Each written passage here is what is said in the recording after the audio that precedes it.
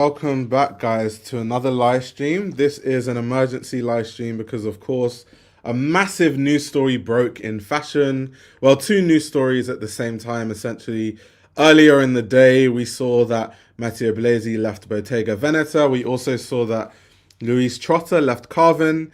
It has now been announced that Louise Trotter is replacing Matthieu Blazy at Bottega Veneta and that Matthieu Blazy is going to Chanel as the creative director. So, of course, there were so many names that we threw into the hat in the early stages, whether it was Eddie Simon or J.W. Anderson, and so many people linked with the Chanel job. But finally, we have it confirmed that Matthieu Blazy is the creative director of Chanel.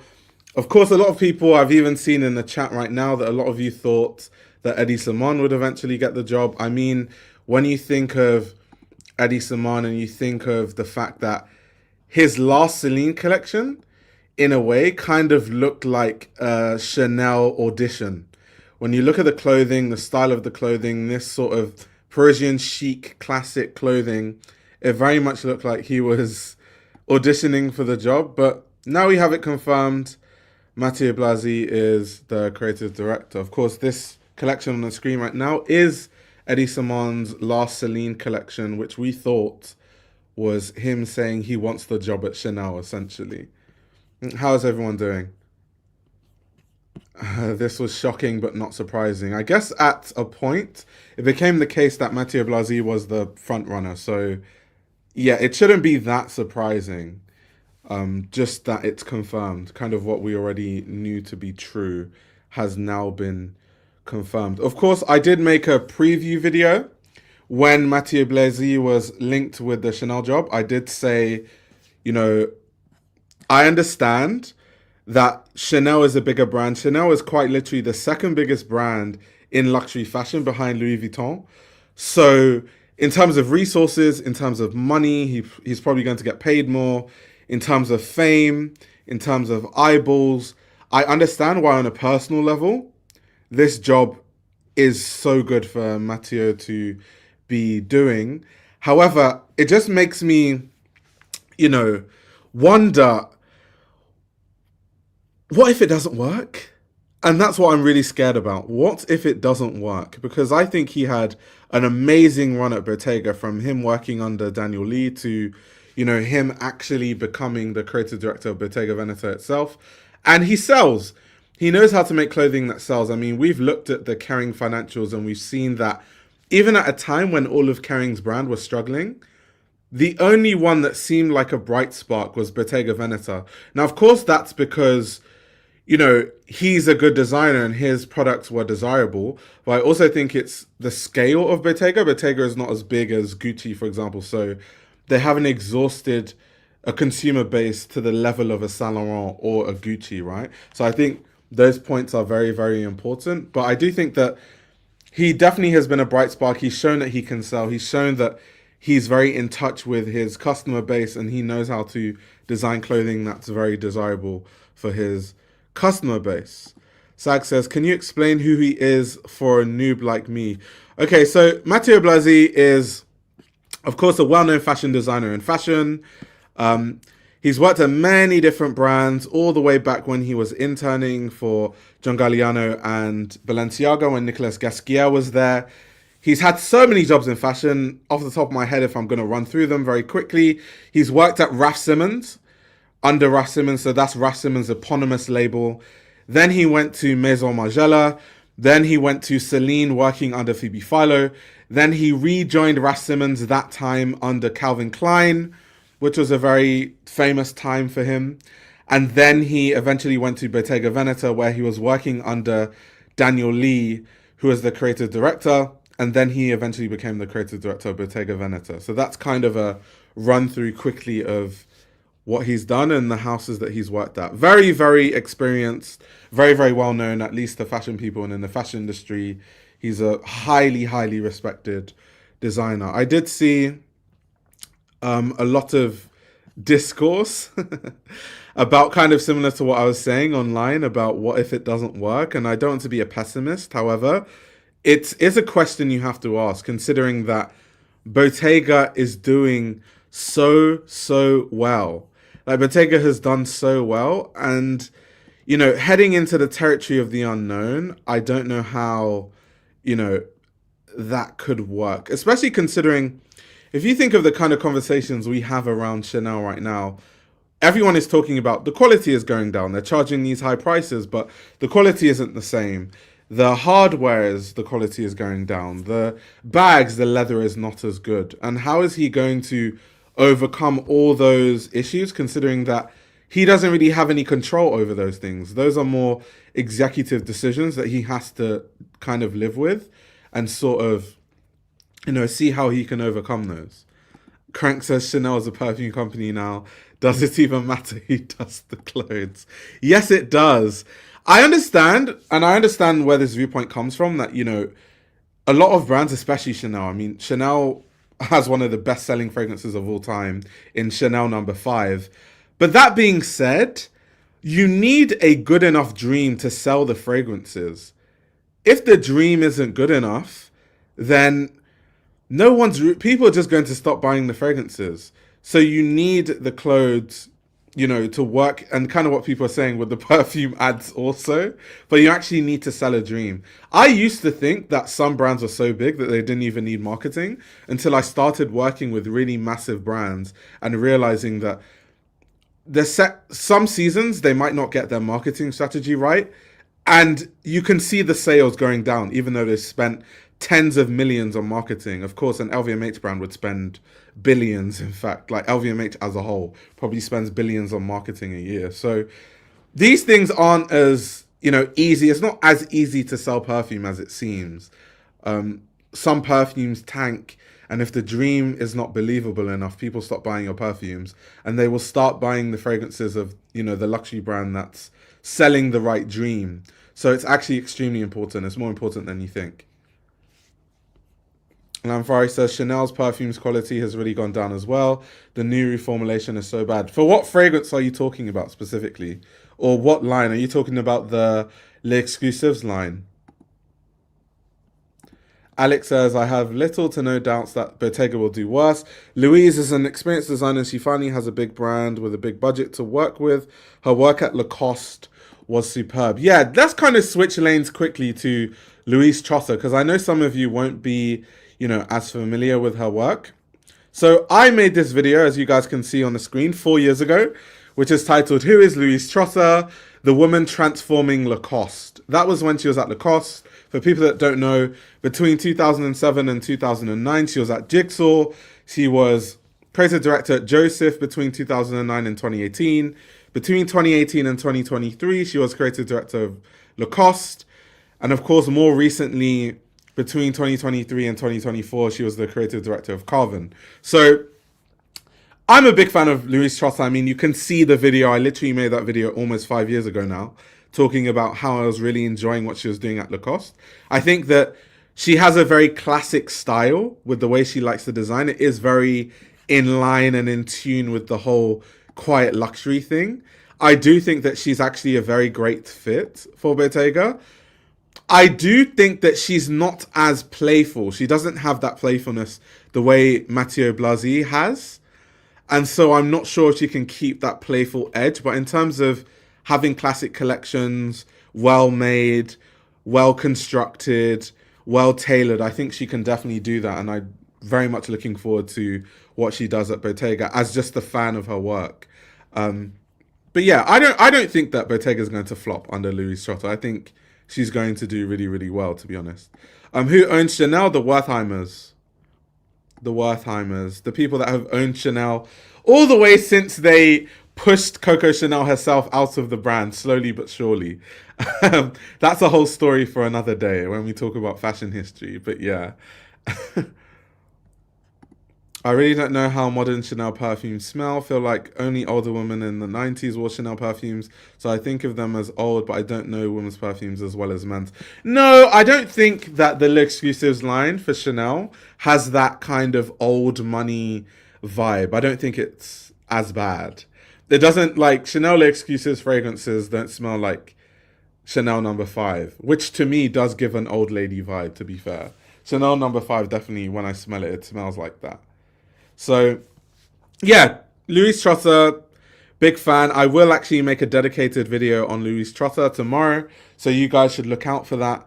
It's kind of like since I've already made a video about her work already, but just kind of like a revision, considering she's going at Bottega and talking about how I think that could work. So look out for that if you still want to learn more about Louise Trotter's work. Is Chanel finally going to do menswear? I don't really know, to be honest. I mean, Chanel does do menswear sometimes. Not like full collections, but they do menswear here and there. They do custom looks for celebrities on the red carpet. I don't know if that's what they want to, though. Because you have to consider, Chanel is the second biggest brand in the whole of luxury fashion, and they don't even do menswear, really. So, do they need to? Probably not. Probably not. Where do I think John Galliano is going? I have no idea. Probably... Well, people are saying Dior. I don't really know about that. I think he might, Bernard Arnault might restart his eponymous label, but we'll have to see. We'll have to see about that. We will have to see about that. But anyway, going back to the Matthieu Blazy story, there was a quote from Bruno Pavlovsky, who is Chanel's fashion president. He said, Matthieu became an obvious choice for the brand as we came to understand his talent, his personality, his groundedness, and his culture. The interview process was truly inspiring as we grew to know him, his vision for creation, his modernity, his respect for and commitment to products, and the women who surrounded and inspire him. Now, something that I really found interesting, to continue the quotes from Bruno, he said, we didn't choose Matthieu to just do Chanel. We chose him so he could push the boundaries of what Chanel is for the future. He will bring his modernity, his way of working. Chanel is ready to let itself be transported. Now, I really wonder what Bruno Pavlovsky meant by, he's going to be pushing the boundaries at Chanel. What I do think is that Chanel has been stale for a few years. I mean, no tea, no shade, but I've not been the biggest fan of Virginie Viard's collections. I don't think she was able to dream the way that Karl Lagerfeld created a dream. And so I think that they do need, even though they've been doing well financially, even when I was reading the interview with Bruno, it seems like there's a clear understanding that they need to start making Chanel interesting again. So it sounds like they're going to give Matthieu Blazy a lot of creative freedom to do his playful thing and to be a lot more playful, the same way that he's been playful at Bottega Veneta. And that will be very, very good to see because, otherwise it's just going to be really stale and really boring. So I'm glad that, they're giving Blazy a lot of creative freedom in that sense. Her collections were so confusing. Like, what exactly am I supposed to be feeling when looking at them? Yeah, and then some collections just made absolutely no sense. Like that Manchester collection where they had this horrible red sweater because they're like, well, it's inspired by Manchester United. And then they had that horrible light blue sweater with Chanel logos all over it. Like, this is inspired by Manchester City because we are immersing ourselves in the culture of Manchester in England. The whole thing made absolutely no sense.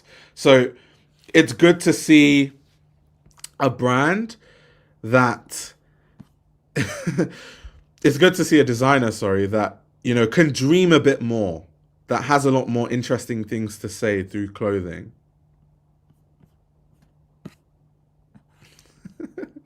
Did Luke just say I'm not a drag queen? That's funny. But yeah, it's such an interesting conversation because I think that Chanel's revenues have been surging. I mean, they had reported revenues of, I think, $19.7 billion in 2023, which was up more than 75% over 5 years. But of course, because the prices have been surging, like I said earlier, that's a massive, massive issue. Everyone's complaining about it, considering the quality is down the toilet. And it's good to see how exactly he's going to deal with that. The last collection of Chanel, the Chanel team was worse. Oh my God. All I know is that Chanel, their collections have not been interesting at all in the recent times. That's what I can tell you. Like I don't think there's actually been one collection from Chanel in the past 3 years that has been critically acclaimed in that sense. Let me even say past 5 years. We can push it to that.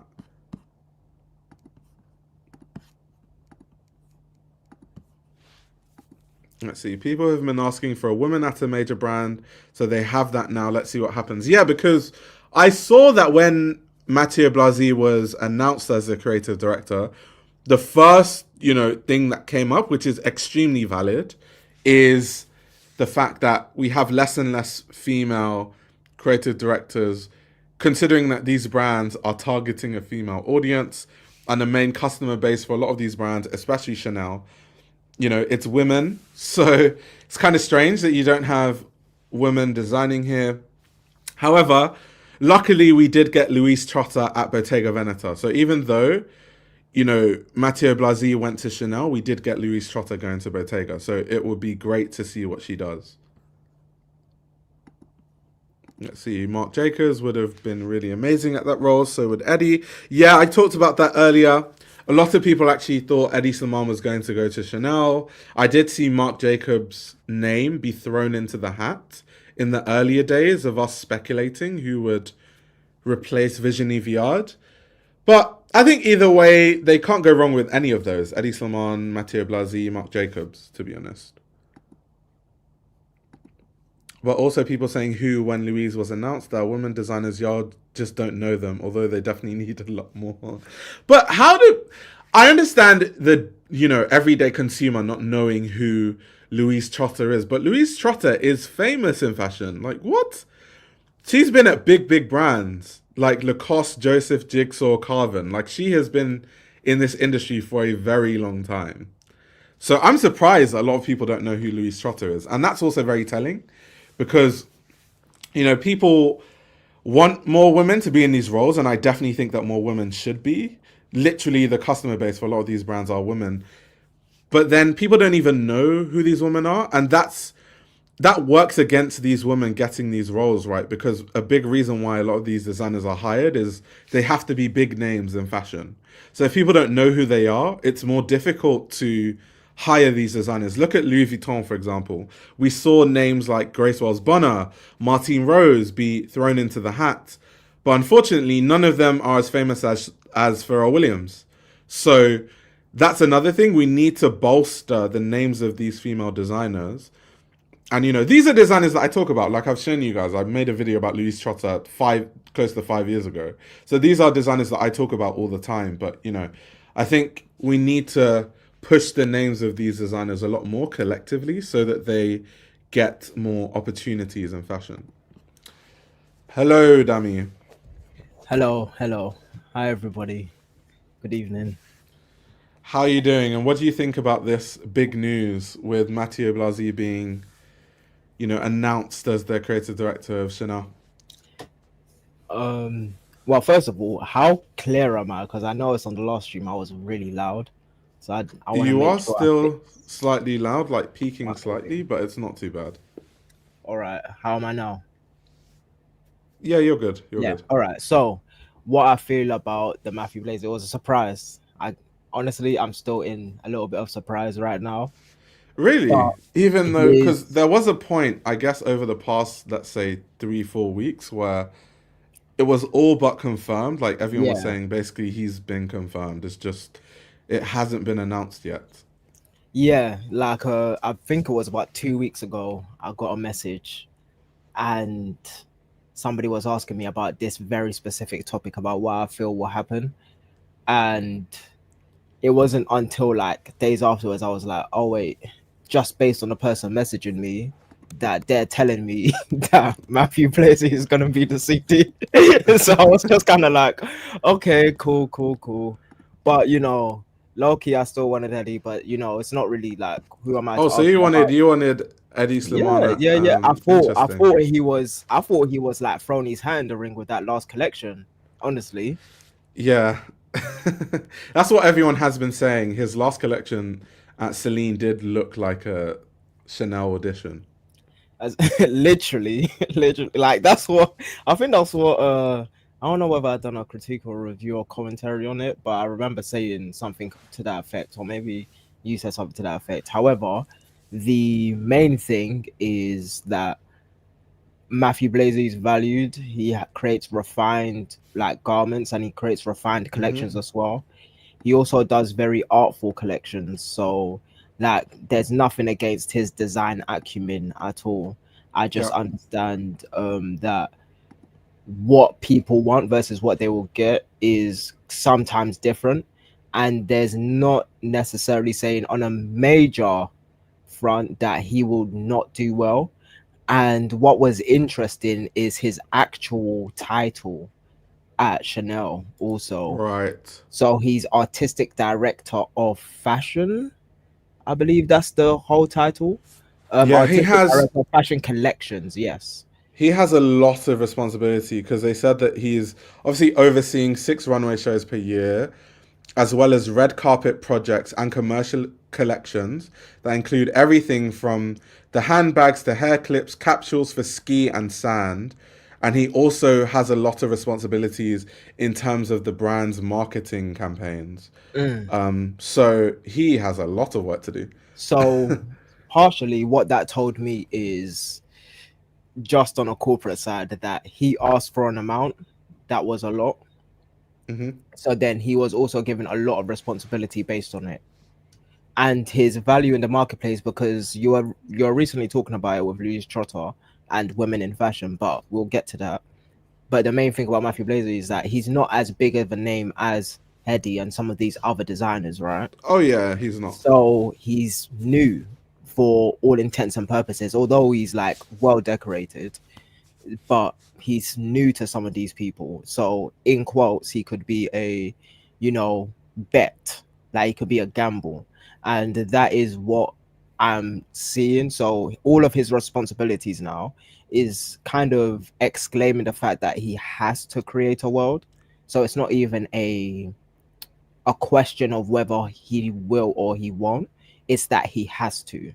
Right. So that's like it's no longer a should type of thing. It's like this is his thing. He wants to do this. He asked for this. He asked for all of this responsibility, and now he's Yeah. getting it. Yeah. But it's good to see though, because it's always great. Of course, like we said, we've had the conversation about women in fashion, and we're going to have some more of it. But I do think it's great to see someone who is so seasoned in fashion. He has Mm. been everywhere: Margiela, Bottega, Raf Simons, Calvin Klein, Celine. It's like his resume is insane. There's very few people in fashion with a resume the level of Matthieu Blazy. So it's good to see someone of that ilk be hired at basically one of the biggest jobs in fashion. The two biggest jobs in fashion is Louis Vuitton or Chanel. Those are the two big ones. Mm. So it's good to see someone of that level be hired there. Yeah, like someone that is well decorated, that is technically like starting their career in a weird way, like, and I understand the CD or AD position now. Like it's becoming a new thing, which is interesting. Like I think the other person that has that's an AD is Ip Kamara that we know, I Right. should say. But someone that is so well decorated is having value across the board, and this is expressed, in fact, to the public, right? Yeah. Like with Eddie, I don't believe that it was necessarily named, but you kind of saw it. You saw his hand everywhere, and then like the news slowly comes out that he gets a piece of beauty or he gets a piece of like the perfumery and all of these other things, right? But this is detailing like with effect what he should be doing. Yeah. This Like is so interesting. they're telling us Sorry. we should do that. Yeah. On the screen, this point that Pavlovsky said to Women's Wear Daily that he hopes Blazy will be there for the next 10 or 15 years. I mean, that's kind of not similar because, of course, Karl Lagerfeld was there for a lifetime. I think Karl Lagerfeld was at Chanel for 36 years specifically. But it's I think that's what works with Chanel, a designer that's there for a really long time and builds a world and just keeps building on it. I saw a comment earlier where I think it was you, woman, you said, "Are you not concerned that he jumps ship like every 2 years?" So the thing is, it's not the same because his first proper creative director role was at Bottega. So normally as a designer, the reason why you're going from brand to brand is you're, going into higher roles as you move from brand to brand. So you just keep doing that until you finally get the creative director role, and then you stay in that role until either you get fired or you find a bigger role. So in the case of Bottega, he was doing so well there. All of us here watching the stream know that if this Chanel job didn't come, he would have been at Bottega for many, many more years. The only reason he's going to Chanel is because it's a bigger job and it's better for his career. He makes more money, more resources, all those things. So he doesn't come across like someone that will just jump ship. It's more to do with him trying to benefit his career long term. What is the value of Blazy to the public? I hope I'm saying his name right, by the way. I really do. I've heard it said properly once, and I tried to look Yeah. for it before I came on stream. But yeah, Blazy, what is his value to the public? What do Like, you mean by like value to the in public? terms of like CDs either become celebrities or fade to the background, and sometimes we have CDs that become major celebrities, right? So Virgil Abloh would be an instance of this, but Right. then not everybody knows the name Virginie Viard, right? So it's like that's like the juxtaposition, and then there's Karl Lagerfeld, of course, right? So it's like, is he trying? Does he want to become one of the premier designers in the whole entire world? Is that like his ambition, considering he's taken on this undertaking?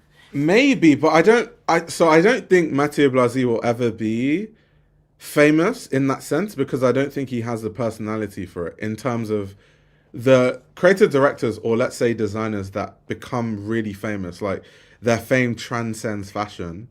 They normally have these larger than life personalities. You think of Karl Lagerfeld and the stories of him flying people out in private jets, the extravagant parties, or John Galliano. Like that, you almost have to have this larger than life personality. Matthieu Blazy gives me the vibe of someone who loves the craft, loves what he does from a fashion design standpoint, but is more a I'm going to chill in the studio type of guy rather than, I'm going to be out and about partying and blasting techno every day and, all this kind of taking pictures with supermodels every night. I don't think he doesn't give me that personality. Yeah, and that's why I would ask, like, who is he to the public? Like, what's the crack with him? Like, do people love engaging with him? Do people love engaging with his work at Bottega? Aside from the fashion public and commentary saying that Mm-hmm. his Bottega work is brilliant and beautiful. I honestly think that Chanel is such a big brand that it's only a matter of time before the sheer size of Chanel will make him famous, or the sheer marketing machine of Chanel, because he's going to be dressing people at the red carpet. That's a chance for his name to be spoken about. Celebrities are probably going to, this is my Chanel with Blazy. This is Blazy. Like, I just feel like his names are going to be mentioned a lot. It might even get to the point where rappers start rapping about him. You might see a West Side Gun making an album, like some crazy album talking about Matthieu Blazy. So I honestly think that the sheer marketing machine of Chanel is so big and so powerful that it's only a matter of time before he gets pushed into the forefront, even if he doesn't have, that larger than life personality. Yeah, and I wouldn't say that a designer needs a larger than life personality or even a brand for that matter. However, his ability to be such a goal getter and then emerge in this amazing position tells me something about his personality, right? So even when you don't hear much from him, and I'm still trying to find the article, but considering the Chanel news just popped, like I can't find the most recent article that was written about him, but like even in that, it's like his presence in fashion is a couple of articles long, like in terms of the information that we had about him. And I really enjoyed when he did that article, um, or should I say that interview. I really enjoyed learning about his life, right? And Right. his, family life and how he likes to live, like the places that he's in and all of all of those things. And like that's the same thing with Alessandro Michele. But that aside, I wonder how he's gonna take to this to this instance. And I would love to know what the chat has to say. But for me personally, when it comes to designers of this ilk or magnitude, it tells me that they want to achieve something greater than what has previously been seen from them. Right. I mean, yeah, that's the reason why you would leave your cushy job at Bottega that's working to go into the world of the unknown and one of the biggest jobs in fashion in Chanel, right? So he must be ambitious. He must have this ambition of trying to reach the heights of fashion and stuff like that. And there's very few designers that would say no to Chanel unless you're just scared of being in the forefront and your work and the maximum critique. Something that I did say in my initial video that I thought was interesting to bring up is I think at Bottega, because he's such a perfect fit for Bottega, it's almost to the sense where every collection just works and every collection is good and every collection was just like, oh my god, he's so good, he's amazing, which is true. I think it's warranted. But at Chanel, the level of scrutiny he will be under because of how big the brand is compared to Bottega Veneta will be huge. And I'm not sure if he's ready for that. Once again, his personality, he gives, I don't know him personally, but he gives like an introverted personality. And I don't know how he would handle insane levels of criticism if people, let's say one collection, they don't like it and stuff like that. And that's kind of what you open yourself to when you go to a brand the size of Chanel. Yeah, one thing about me though, I do love a designer that doesn't feel the need to tweet, doesn't feel the need to be on socials, gets at it and goes after their work, right? On Yeah. the other hand, I do understand like designers do have major egos, like most artists, right? Like it's just kind of part of the gig. Like you want your vision to be at the forefront of whatever you're doing, and you don't really want to work under anybody. And then knowing that he's a millennial, right? Even though it's like the upper end of millennial, but knowing that he's a millennial and knowing that he is valuing himself this highly and in terms of what he wants to achieve at Chanel, it's like, what does he do when somebody doesn't like it, like you said?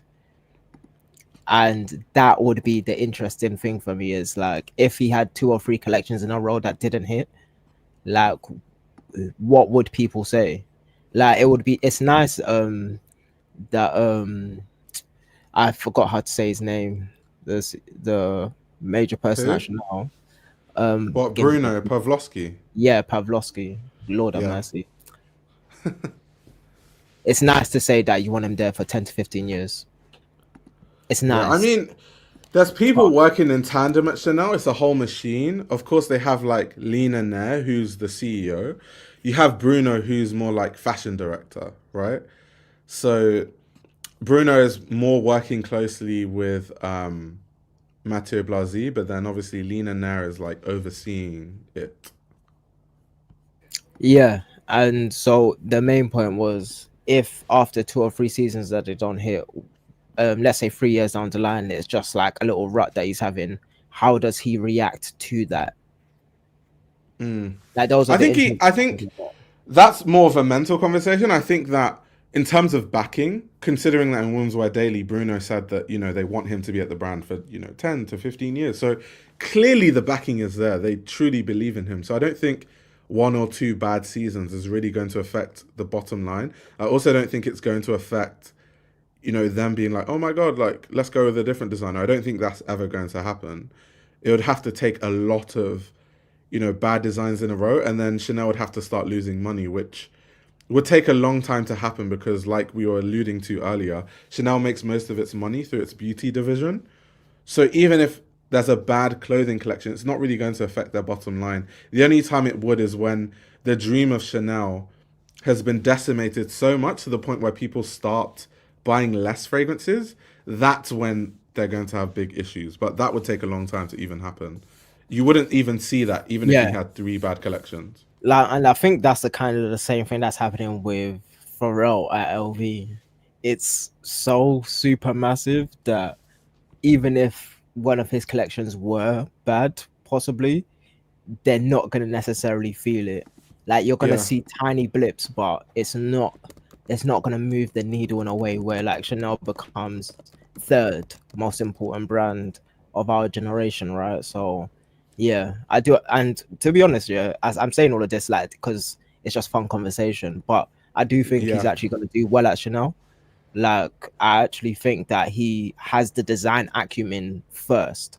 Like, all of what we're saying 100%. is cool, but like, I can tell Has that the this is like, resume. yeah, he's an artistic guy that has a vision and he likes to proliferate that. And he's being allowed to have his own world take on Chanel. And he's a young guy as well, for that matter. Yeah, So, 40 years old. yeah, Yeah, that's young. So that means he took over the position at 37, which means he's been grafting. He's been grafting his whole career. So there's everything, every confidence I have that he's gonna be grafting at Chanel also.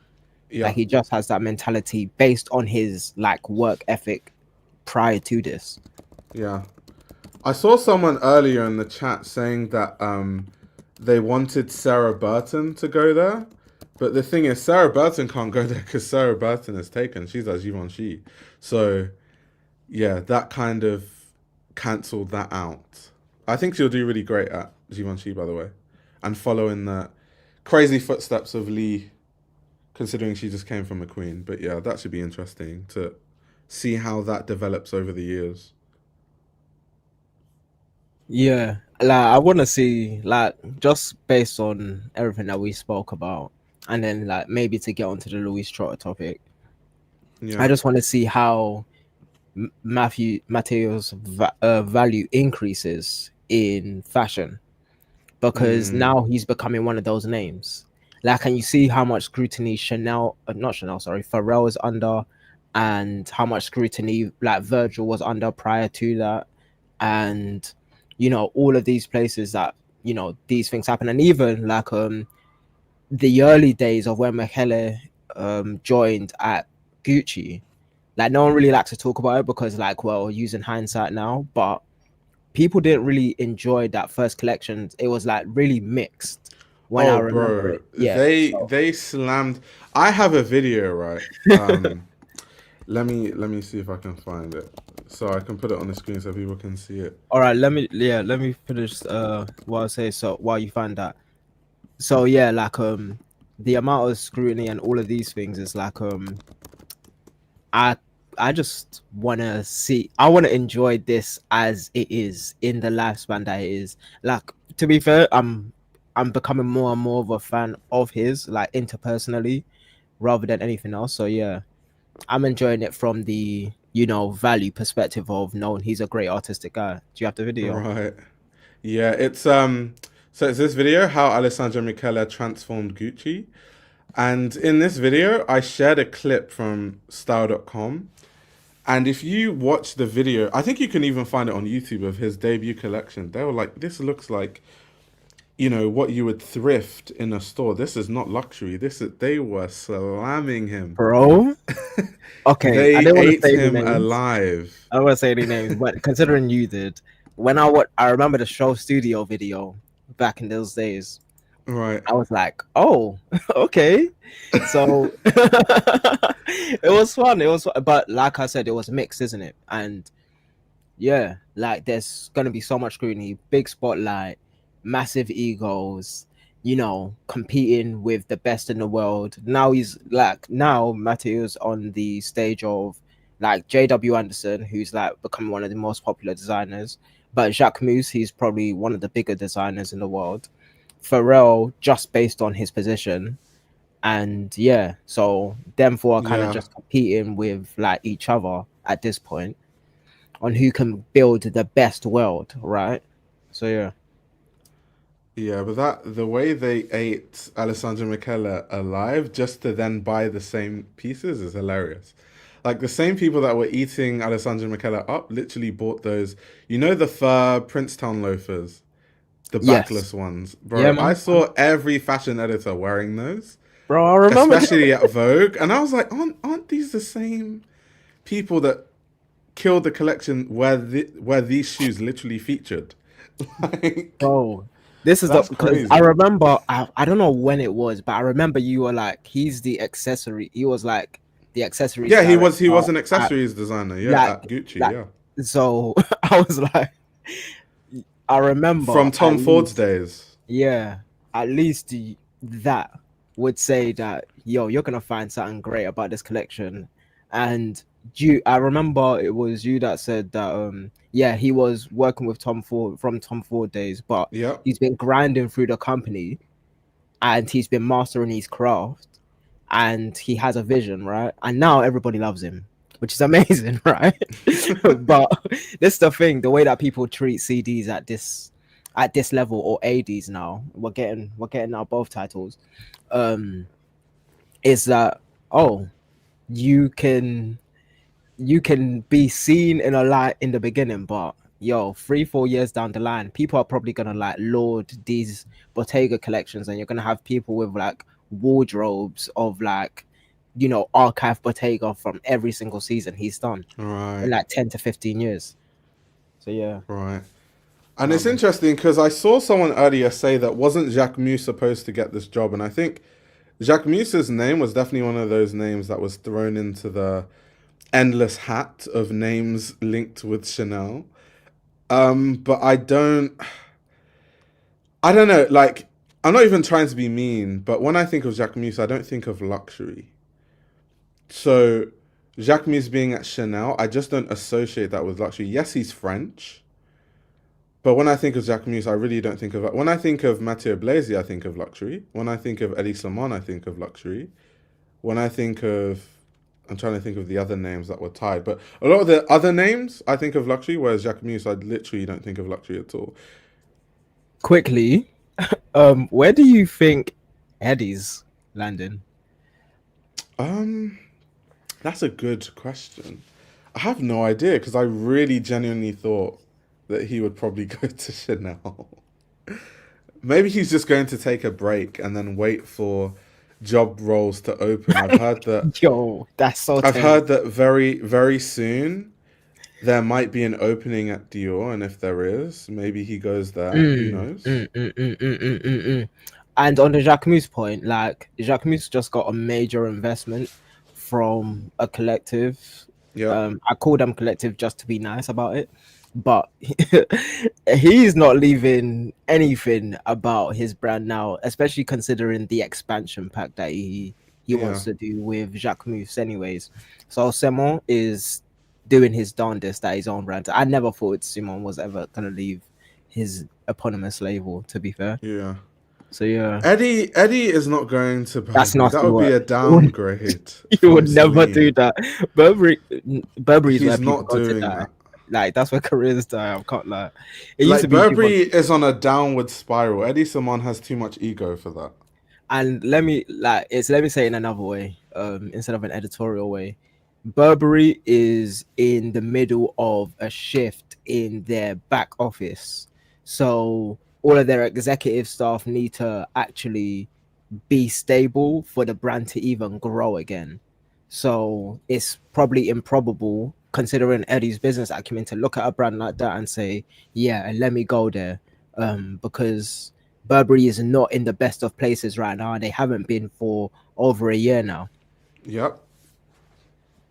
I think it was even like a year to around now where I was sending you articles from Burberry. Yeah, yeah, And yeah. yeah, I like literally we just saw the spiral, and I just at one point I just stopped sending you the articles because I was like, this is looking bad. I was like, yo, so yeah, no. The but for I guess yeah. Like I wanna see what Blaze does. That's what I say about every designer, really and truly. But considering he's gonna be in the biggest house, it's even more important for me to see Yeah. because yeah, like I said, I'm still a little bit surprised. I'm still a little bit surprised. So yeah, let's switch lanes into the Louise Trotter conversation. But before we do, there was something you wanted to say about the whole conversation with women in fashion and creative director roles.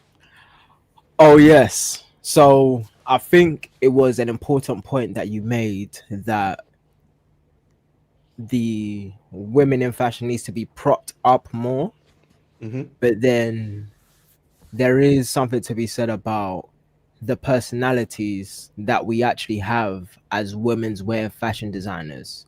Mm. And I slightly think we're in a different era now, as opposed to when women couldn't be, you know, themselves because of the fact that they're in a male dominated industry. But in that, with that consideration, I see today that we don't have the type of personalities publicly, not to say they're not personalities behind the scenes, but publicly they aren't the personalities that we need in terms of like the allure that they have, the draw that they have, the popularity that they have. And that's not to say that they should be popular, but do they even want to be popular? Do they even care about all of these other things? Do they want that type of spotlight or scrutiny on them? Because with that level of spotlight that these women need or want Yeah. or could get, it comes a lot more scrutiny to what they're creating. So I do find it interesting, like the idea of women designers being bigger and women actually playing the back, even though they are the lead of the industry sometimes. I think also because when I think of what designer is on that level of she could be at any house, and the first name that comes to my mind is Phoebe Philo. But the thing about Phoebe Philo is that she's never, I don't think she's ever going to go to one of these major houses again because she did that interview where she talked about, enjoying the work life balance and being able to focus on her family and everything not being about, crazy scale that it is in luxury brands. So it seems like she's almost settled into her eponymous label and it works for her personally. So when you think of the personalities that are on that level and do have the following and do have the plaudits, it's very, a lot of them seem to just be very settled into what they're kind of doing. Yeah, and that is a thing, right? So you need a very special mix of a personality of extroversion, amazing design acumen, and like the track record of selling, like creating stuff that people want to see, all in one individual. And then like some people just kind of grow out of that personality, right? Hmm. So when I think about two particular personalities that are kind of at opposite ends of the spectrum, but have equal value in my eyes, is like Galliano and Eddie, right? So Galliano is like very extroverted. He's going to give you his personality and he's going to be boisterous, right? He's going to be extravagant about it. Eddie just as like applauded, but at the same time, looks a little bit more reserved just on a public stuff, right? Not even on whatever people hear in the background because that's kind of fashion industry stuff. But he seems more introverted, but at the same time has that level of fanfare. Hmm. But when it comes to the women's side now, like been pumping Martine Rose up for like 6, 7, 8 plus years, but the greatness, or should I say the accolades, still aren't given in that light that I guess we think that she should be given. And Yeah. that's for many different reasons. But her skill level is there and her value is there to us, right? So, and then that's the other thing of, okay, do you sell and create things that people want to see every single season? And the answer is kind of like no, because she has skipped some, right? And then there's other names that we can name going forward. But is Louise Trotter one of those names for Bottega, or even not for Bottega, sorry, but for us as like the Hmm. fashion public? that we've wanted to see? Has anyone really said, "Oh, I really want to see Louis Trotter at a big brand"? I just don't think the law was there with Louis Trotter in the first place. Like, obviously, like Louis Trotter is a designer that I've been following for years. I showed guys a video I made close to 5 years ago. But I think, unfortunately, and that's why I made the point earlier that we collectively also have to prop up the names of female designers, because a lot of people, they come into my streams and they say, "Oh my god, why do you never talk about female designers?" Which I find hilarious, because it shows that I talk about female designers all the time. So if you think I don't, it's almost like you're not clicking on those specific videos. And then it comes into the question, why are you not clicking on those? Like, I talk about Louise Trotter all the time. I talk about Alawali. I've probably got one of the few, if not the only, video that analyzes Alawalia's work. I have videos analyzing Simone Rocha's work multiple times. So that's the thing. I also think it's a thing where some people kind of go like blind to female designers, and I don't know why that happens. Even sometimes, because I have women that comment on my videos and say you don't talk about female designers. So I think there needs to be a collective effort from all of us to also help prop up the names of these female designers. Yeah, and that's wild that you still get that, to be fair, in terms of like talking about women designers, considering like even in the early iterations of your videos, it was like Antwerp 6, which obviously has Andy, and My then favorite designer is Aunt yeah, Miami stuff. and then Ray Kawakubo as well. I think it's like the Yeah, Antwerp 6, Vivian and then Westwood. Yeah, yeah. yeah. So like they're all mixed within there. So it's kind of wild, even on the early iteration of your channel, that like you were just as much talking about the greatest This women too, designers. a whole dedicated video on Paria Farzaneh. How many people watching this chat even know who Paria Farzaneh is? Yo, Like, I actually have a dedicated video on Paria wow. Farzaneh. That was a crazy pull. You've been watching the channel for years, bro. Oh my word. That was an amazing Isabel pull. Benanato. Like, unfortunately, I just think that people, like the general wider fashion public, don't seem to care, and I don't know why. I don't understand it. Yeah.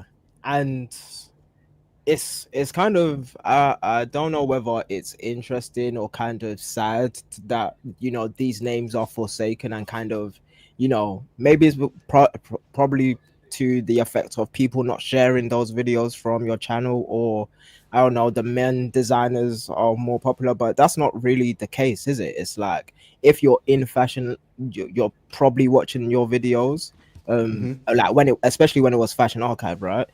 And then even more so now. So it's like these videos have been part of the ecosystem and ethos of what your channel has been. So, but to speak directly to the women designers, yeah, like we need to not necessarily talk more, because I think we do a good job of talking about them, but then when it starts to extrapolate outwards, it doesn't really permeate through the whole fashion like public, in terms of, oh, we really love Louise Trotter and everything that she's done, and we followed her work for years now, like even when I think she was at Lacoste or something like that. Yeah, so it's like I don't think everybody like that, her work But at it's Lacoste is crazy some to of me my because favorite when work. Louise Trotter was at Lacoste, I was like pushing her, like, this stuff is amazing. Like, Bro, forget the brand name Lacoste, the stuff that she's doing right now is amazing, and I was pushing it hard, and I still yeah. push her name now. But it's just, that's what I mean. Like, people online saying who is Louise Trotter is like surprising to me. And like I remember it was them and like and then the Botter team as well.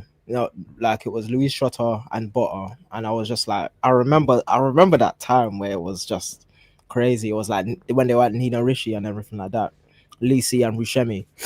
But I think the value to us is definitely different than the value to the wider scope of things, and I wonder what it is that people don't care about when it comes to these particular names. Because I don't think that they need to be more outspoken. I think they can be designers that just do their work. But then, how much do the people care about writing about them, right? So, question is, how many write-ups have you seen, or have we seen, just in detail, just the same way as we see Michele And with Matthieu, it's like, how many write-ups do we see about them? How many like live action interviews do we see where they can be in like a controlled environment talking about their work?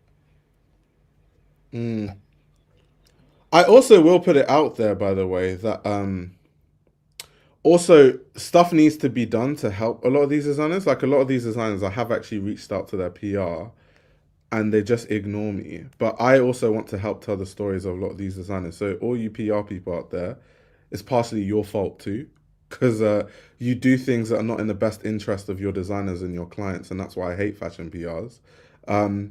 But that's also another conversation to be had, because it's the way that a lot of these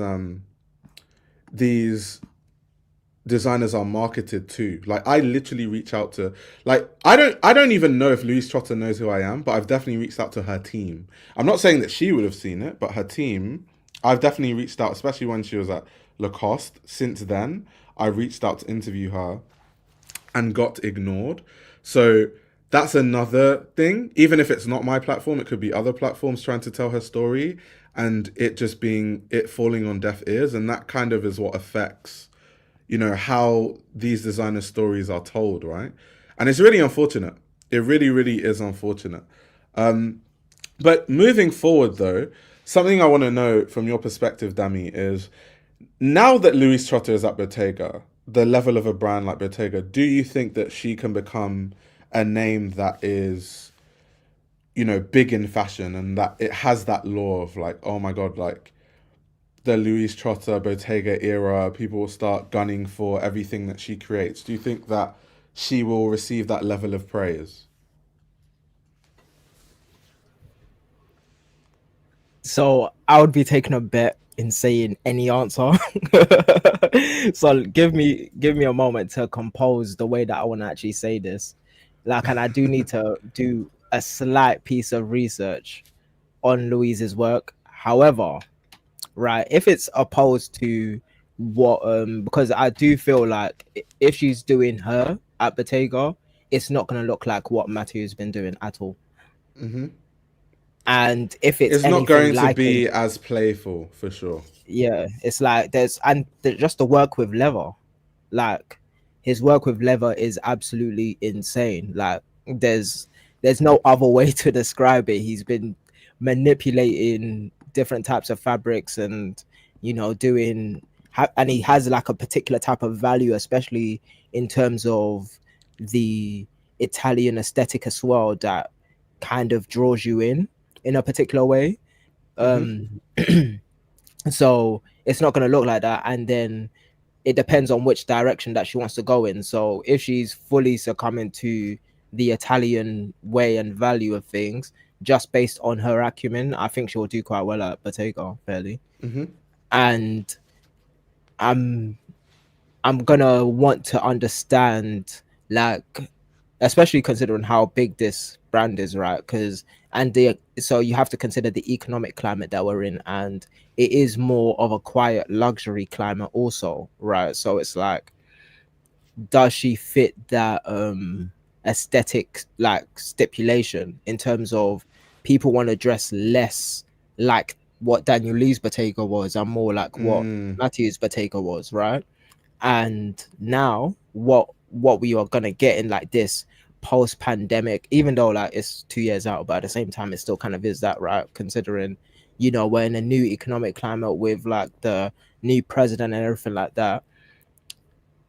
Are we gonna be hearing Trotter rhymed with something in a rap song? Are we gonna be like, is that the direction that she wants to go in? Or like, is West Side Gun gonna have My a clothes magic like Harry Potter. I'm wearing clothes like Louise Trotter. Are we gonna get like some insane Trotter flip from West Side Gun or Lancey for I don't know, fam.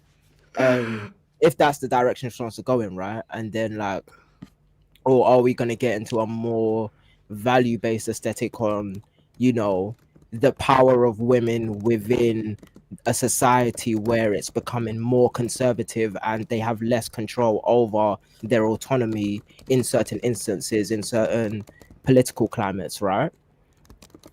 And that's kind of what, like, I want to hear the story that she's going to tell with the first collection, so that I can Right. extrapolate from that to future collections, because there is a lot of things to work with in that, in terms of like, okay, is she valuing more the aesthetic side and the fanfare side and the popularity side, or is she pulling in more the storytelling side, or is she pulling in more the socio-political side, or is she going to draw all of them in and create this like maelstrom of design fury that probably transforms the way that we see fashion today? Because when you do Hmm. all three, that's kind of what happens, right? And especially when it comes to like empowering women with clothes, like when you have a woman being able to do that with a particular brand, it's probably the best thing for them. But what do you think?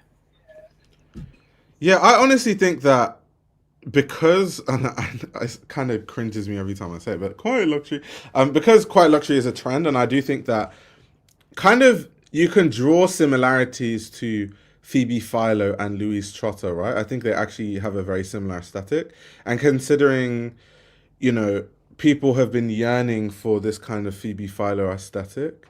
But Phoebe Philo's brand, I don't know if it's to do with the marketing machine behind it. There just isn't as good a marketing machine, which is why Bottega will do really, really well, and then Phoebe Philo's brand won't get even remotely as close to sales. That's because of, times that the brands have been around and stuff like that. So I think the marketing machine of Bottega behind Louise Trotter's aesthetic could really, really work for women that are looking for, very classic, wearable clothing that's designed by a woman for women. And then they also want something where things can fit seamlessly in your wardrobe. You buy this coat one season, you can pair it with the trousers that you wear next season because everything kind of fits and works with each other. That's the vibe of Bottega. I think that's going to be under her. I think we're going to see less playfulness. Matthieu Blazy had this playful side that I've never ever seen from Louise Trotter. I think Louise Trotter is just a very good designer, but I haven't seen crazy amounts of playfulness that we've seen from Blasey. So maybe she can do something different. Just because she's done a certain thing in her past doesn't mean moving forward she can't change that. But if I was to speculate, I think it would be less playful and more classic looking. Um, and I would like to see how they market that, because in a realm of fashion where quality is going down, we have big issues with how quality of these luxury brands is deteriorating. It would be good to see them talk about, these are classic garments, but also well made. And I would love if a lot of these brands start marketing the way things are made. And Bottega is a brand that kind of can do that, because Bottega still, for now, is still about, the craft for now. So it would be good to see if like she can tap into that in many different ways. I think that's an amazing point, honestly. Like the craft of it all. And some of my favorite videos about Bottega are the craft of it all. Like when they're talking about the Intrasiato, when they have that school in Italy, where it was invented, and like, the level work school that they have, everything about that like screams, great Well, it looks fundamentals. it looks like a cotton white vest, but it's actually made with leather. These look like jeans, but it's actually leather. Do you think Louise Trotter is going to continue that whole thing? I think she might take elements of that, because All like, right, what woman doesn't really like jeans? Like, well, at least in terms of the way that Louise Trotter designs, right? And right. then, because you may see a pantsuit, you may see like a long dress, you may see like, is she gonna make like like, to be fair, I think Ferragamo does this as well, so it's like she's not trying to copy anyone, but I want to know how much of Louise Trotter will envelop what Bottega is. Like, I want Right, to know what's the color palette. Like, that's right. kind of where my brain is. It's like I want to actually see the volume of what she creates in this current cultural environment, and how she draws people into her world, Hmm. and how much Bottega will actually put money behind that, because it's not just about what she creates on the runway. It's what does the activations look like in Paris and Milan, and everywhere else, right? That there's a Bottega store. Like when I go to Harrods, am I gonna feel what Louise Trotter actually is trying to express to us? Yeah. Is that the same thing that's gonna happen with, you know, a new fragrance line, for instance? And you know, just like with what I said with Blazy, just to keep it fair, it's like partially it's a bet Mm, because you're asking for something that may be over what you've already done. And then there's no track record of you leading a company this huge because I forgot, I don't know how to say the name. Is it Carven, the yeah, French brand, Carvin. or does it Yeah. Carven or something I like mean, that? it might have a I just call it Carvin. Okay, cool, cool, If people cool. want to crucify me, crucify me. Please, yeah, correct me, correct me. Carvin or whatever, but Carven, nah. you know, like that. I don't want to, but yeah, like so yeah, you don't have a track record, and there are values that come with being at a brand this big, which is, yo, we want to see people buy the things that you make. So what is her Bottega shoe? What's her Bottega bag? Does she have Bottega earrings? Because like in reality, she could be like a Daniel Roseberry for Schiaparelli, right? And Right. absolutely transform it into like this behemoth that we see today. Because it, for all intents and purposes, Daniel Roseberry took, you know, what looked like a small brand in Schiaparelli to, you know, one of the best things we see on not just runways, but on red carpets as well. Like, what is Louis Trotter's Bottega Veneta red carpet look? That was a mouthful. Why for that? Yeah. But yeah, it's like Why for that? um but damn, yeah, I want to see that. I want to see what's a red carpet look. Yeah. Also, Cobb, you've been making some strong points about Louis Trotter that I agree with. I think earlier you said that, or it could be someone else, but I think you said that Louis Trotter's knitwear is really good, which is true because even I remember all those years ago when I made that video about Louis Trotter's Lacoste, the knitwear was especially what I was talking about. So I think she makes really good knitwear. So that would be good to see how she follows that through into Bottega, and then she could do the whole, you know, trompe l'oeil sort of optical illusion of it looks like knitwear, but it's actually leather. I think she could do interesting things with that at Bottega. So yeah, that'll be really interesting to see because she does play with material sometimes. That's very true. Yeah, and you know, here's the positives, right? She has great creative acumen, and sometimes what people need is more money and more resources to execute their grander vision. She's been Mm, doing a lot with a little for so long, and that level of ingenuity, that level of craftiness can, you know, rear its head in a major brand, and like it's not something that will envelop her, but she will envelop it with her vision. So yeah, there is that other side of like having to work with smaller brands and have a grand level of ingenuity at a small brand, so that when you now have your big break, you can absolutely transform what you see. So yeah. yep. Wait, do you think Kim Jones just said, Dior, who would you like to see at the position instead? I think he's doing well at Dior, like menswear wise. I think he's doing well. I don't see why he would leave, to be honest. And they're doing well financially also. In the long term, at least. Not in the short term, but in the long term. Mm. Like, and there's something to be said about just Bottega standing, because it has been interesting seeing Bottega versus Loewe for so long, Mm-hmm. and now Louise Trotter's taken the mantle, and JW Anderson's an absolute beast. I wonder whether he's going to be competing with um Bottega, no, I think Loewe is gonna make way more money than Bottega, at no, I least for mean like now. just on the design wise, like Oh, okay. Loewe is Loewe in my I box thought you meant money anyways. wise. It's like No, Loewe is no, gonna no, make way no. more money Like than Bottega. sometimes, okay, this is my thing, right? I see it partially. I see the fashion industry partially as like wrestling. Like when I see certain designers, and I understand designers have egos, it's like, plus these guys are men, their values in terms of oh, who's creating the best collection this season, I think some of them try to do their absolute utmost to crush their competition in terms of fanfare per collection. And Probably. probably, but this is all in my head. This is speculation. I'm not spoken to anybody. But for me, Kim Jones seems like one of those guys that's like, I am the best menswear designer, bar none, at one of the biggest houses, and I do absolute numbers in terms of value and in terms of design as well. And that's the same thing with like when it comes to certain people like Matthieu Blazy, who's such a great designer. I feel like he tried to turn up on everybody. He was like, "This is my big break. I'm gonna leave it all on the floor, Yeah. like murder on the dance floor." You know what I'm saying? Type stuff.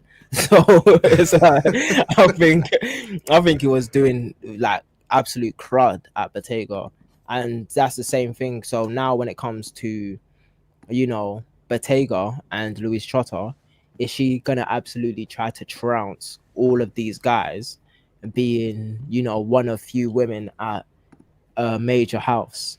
Right. Is it gonna be her and Sarah Byrne? Is it gonna be her versus, you know, Pharrell? Is it gonna, you know what I'm saying? So who's she gonna pick as her victim? Because I do have a friend that speaks about Yeah. I mean, everyone has to like it. That is true because even me as a YouTuber, there's definitely channels that because I'm friends with most fashion YouTubers, I think, but like there's YouTube channels that I have a benchmark for my channel in terms of like it's just like friendly competition. Like, oh, this person got like this many views this month. Let me see if I can da da da da. So I'm sure designers do that mentally too. I think that's definitely something that they do. yeah, and plus it's just like healthy competition for yourself. It's like you're looking at someone's work and you're like, damn, the way that they did this is crazy.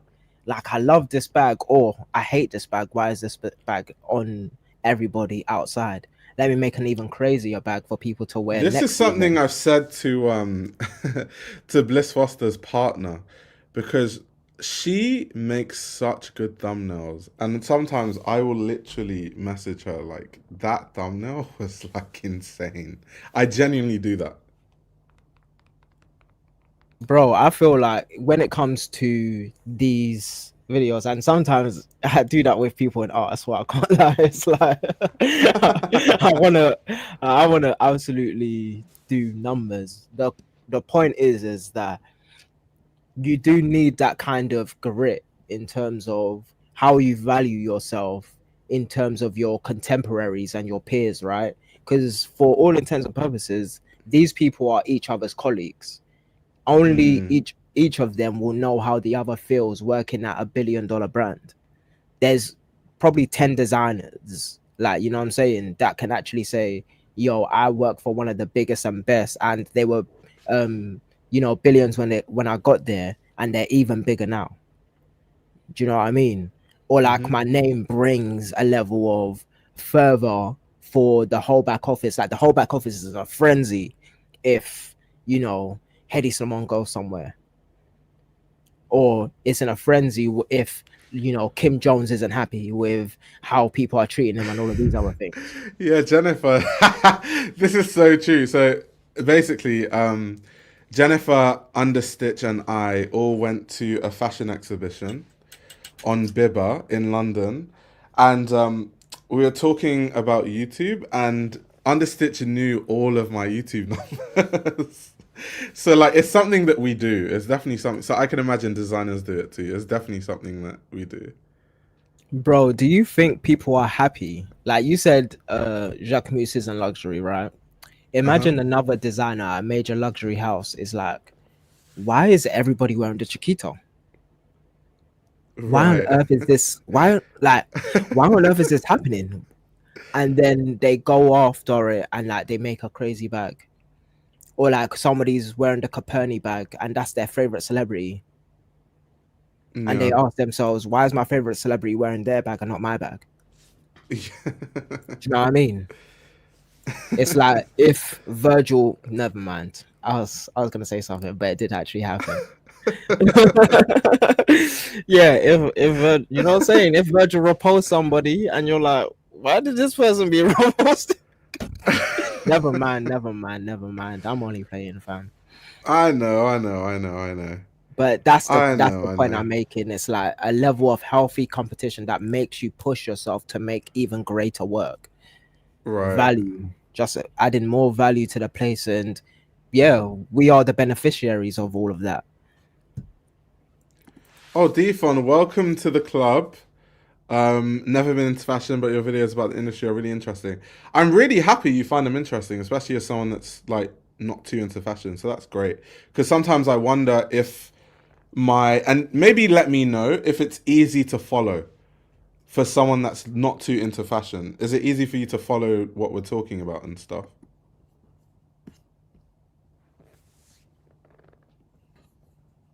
Wait, the old mule says, I don't think I'll ever see a Westwood McLaren in my life. You never know. There might be another crazy duo like that moving forward in the future.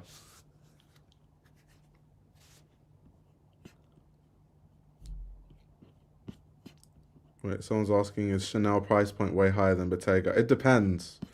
It depends because Bottega has some ready to wear pieces that are quite literally like I remember there was a Bottega skirt that was 26,000. Now Chanel ready to wear isn't ever that expensive like Bottega ready to wear, but Chanel does haute couture, so then it becomes like what price point are we talking about? What line? I would say that on average, Bottega ready to wear is probably more expensive than Chanel, but overall, Chanel's way more expensive, especially haute couture. Like that stuff is not affordable. Like 150,000 for a dress. That is, that's some crazy stuff. But ready to wear, I'd say I see more expensive pieces from Bottega than Chanel, ready to wear wise.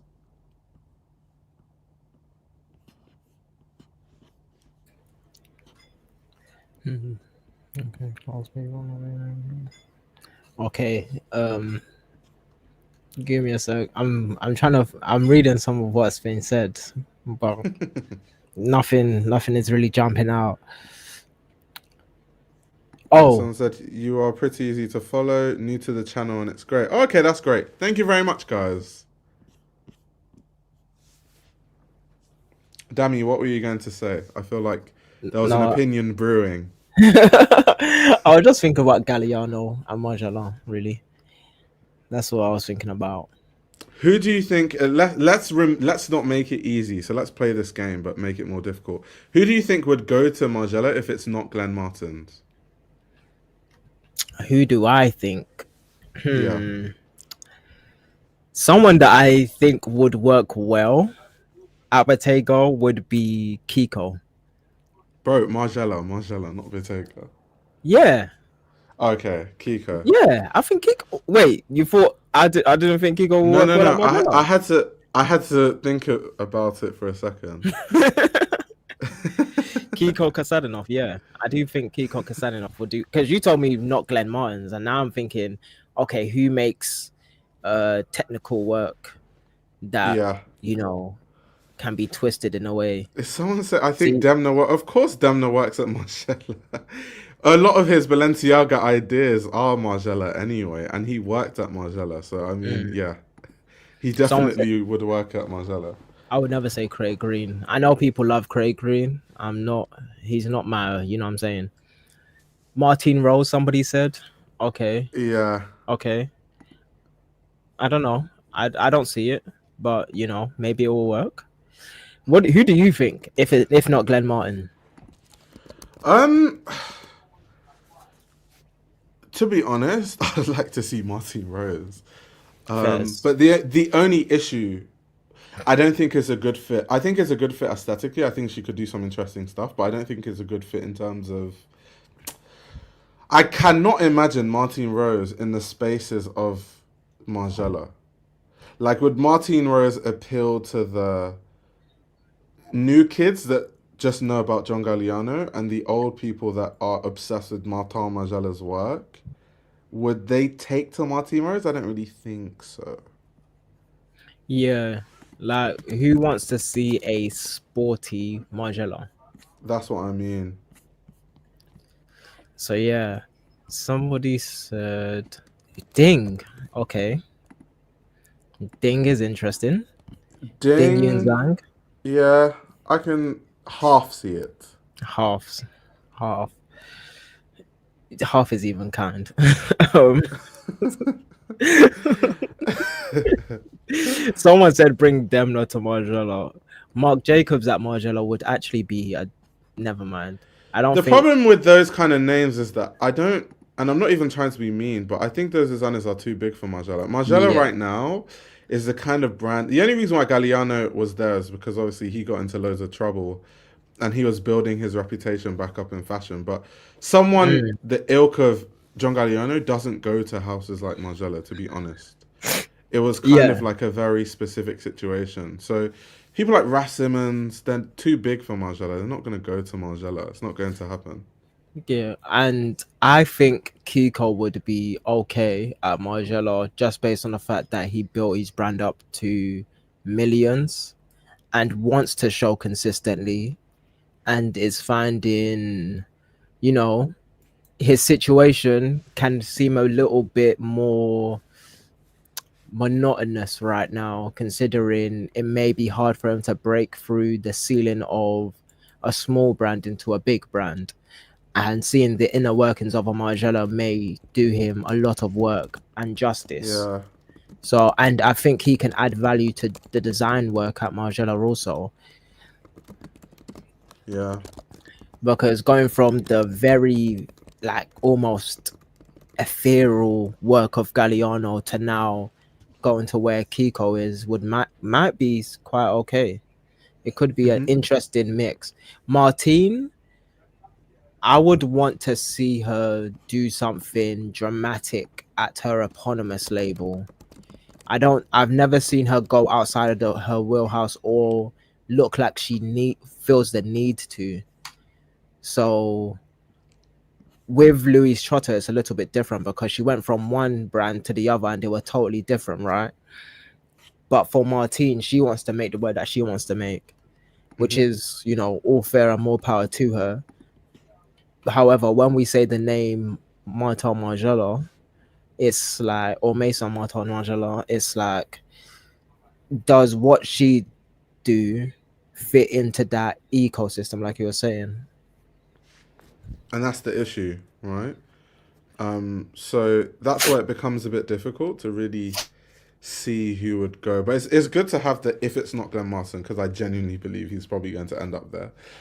Um, And Glenn it could Martins will be be great. it could be someone else entirely. Who knows? But I would be surprised if it's not Glenn. I would be so shocked. You'll be shocked. I Fairs. would be shocked if it's not him. I would be very shocked. Do you think he's enjoying his time at the label is that right now? Who? Glenn? Glenn, yeah. I mean, he's at Diesel. I mean, Yeah. he's probably enjoying himself because the budgets are sky high and he has those crazy ass shows. Mm. And it does really well. Like on social media, there's a lot of engagement around his shows and stuff, and people really like it. So I remember someone saying that the sales haven't been fantastic, but I think he's enjoying himself. It seems like he is. He can be more playful, and I feel like there's less of an ask because Diesel is jeans. Mm. However, he done some mad work at Diesel, and it